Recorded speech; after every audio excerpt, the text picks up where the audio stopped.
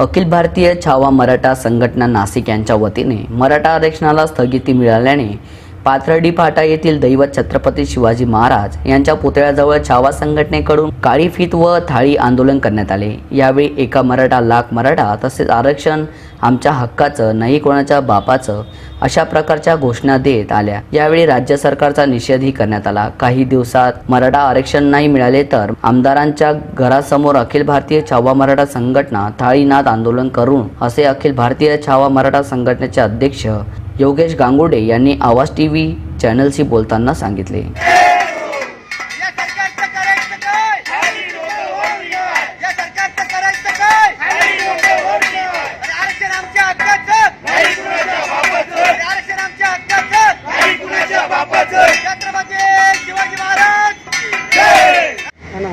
जय जिजाऊ जय शिवराय।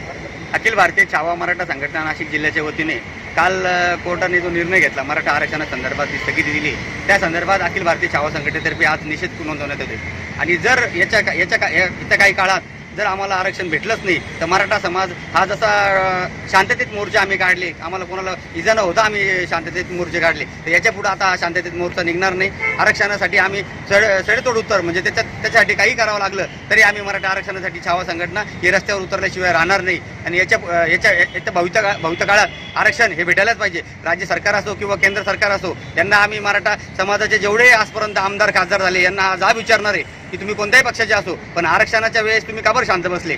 आणि जर शांत बसले असतील तर लवकरात लवकर यांचा निर्णय लागेल आणि मराठा आमदारांना यांना खाली पाय खेचल्याशिवाय आम्ही मराठा समाज हा खाली उतरणार नाही। आणि जे आहे ते छावा संघटना पद्धतीने आंदोलन छेडणार। एक मराठा